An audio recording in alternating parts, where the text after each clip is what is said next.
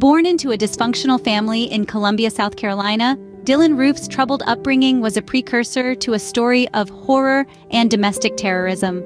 As a child, he was already showing signs of obsessive behavior and an intense fear of germs, traits that pushed him to the fringes of his social circles and led him into a life of solitude. His family's constant moving within the state only exacerbated this sense of isolation, stripping him of any semblance of stability or community. Such an unsettled childhood, marked by a lack of consistent social interaction and the inability to form lasting relationships, was the bedrock on which his radical views would later take root. This early period of Roof's life, marred by instability and isolation, set the stage for the shocking acts he would go on to commit.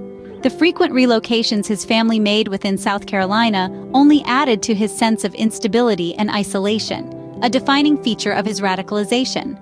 The catalyst that fueled Roof's extremism was the controversial Trayvon Martin case in 2012. This high-profile incident, where an unarmed black teenager was fatally shot by a neighborhood watch volunteer, stirred up a hornet's nest of racial tensions nationwide. For Roof, it became a turning point. Identifying with the shooter, George Zimmerman, Roof found himself slipping further into the murky depths of far-right extremism. He began to consume and internalize hate-filled ideologies, viewing himself as a supposed warrior in an imagined racial battle. In a chilling twist of irony, Roof's black friends were oblivious to the transformation taking place within him. They had no inkling of the simmering hatred that was festering under the surface. His radicalization was a silent, insidious process, unnoticed by those around him.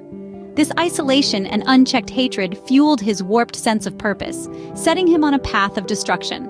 His radicalization went unnoticed as he plotted a heinous act of violence. His target, the Emmanuel African Methodist Episcopal Church in Charleston, an iconic institution known for its history in civil rights activity. A place of worship, a safe haven, a symbol of unity and strength, was about to become the stage for a horrifying act of violence. On that fateful day, June 17, 2015, Dylann Roof stepped into the church under the guise of joining a Bible study class. A group of devout congregants, welcoming and unsuspecting, gathered around Scripture, their minds and hearts focused on faith, fellowship, and the message of peace. Little did they know that among them, a wolf had slipped into the fold, his mind filled with hate, his intentions deadly. As the church echoed with prayer and hymn, the peace was shattered. The sound of gunfire echoed through the holy walls, a terrifying symphony of chaos and fear. Roof's bullets, devoid of mercy, struck down 9 innocent souls. These were men and women who had come to find solace in their faith, to share in the warmth of their community. Their lives were extinguished in a blink, their dreams and hopes stolen away by a hail of bullets. The aftermath was a scene of devastation, a community left to grapple with the unimaginable, a city in mourning, a nation shocked by the brutality of the crime. Open gunfire broke the calm, targeting innocent congregants and taking 9 lives, leaving a community in utter shock and mourning. Roof's horrifying act underscored the dangers of domestic terrorism and extremist ideologies, causing irrevocable damage to a close-knit community. This was a community bound by faith, love, and a shared history, shattered by the unimaginable violence that unfolded within the very walls of their sanctuary.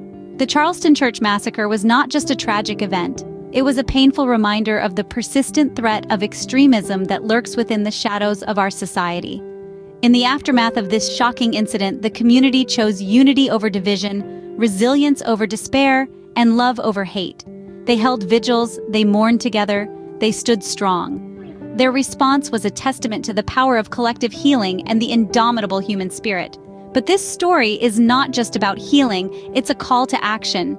It reminds us of the urgent need to address the growing menace of extremism in all its forms. We must foster a culture of acceptance and tolerance, where diversity is celebrated and not feared.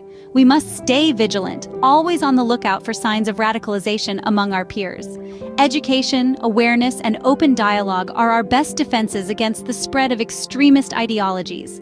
Let's not wait for another tragedy to jolt us into action. Let's start now. Let's start with us. And so we ask you, what can we as a society do to stay vigilant and prevent such acts of violence?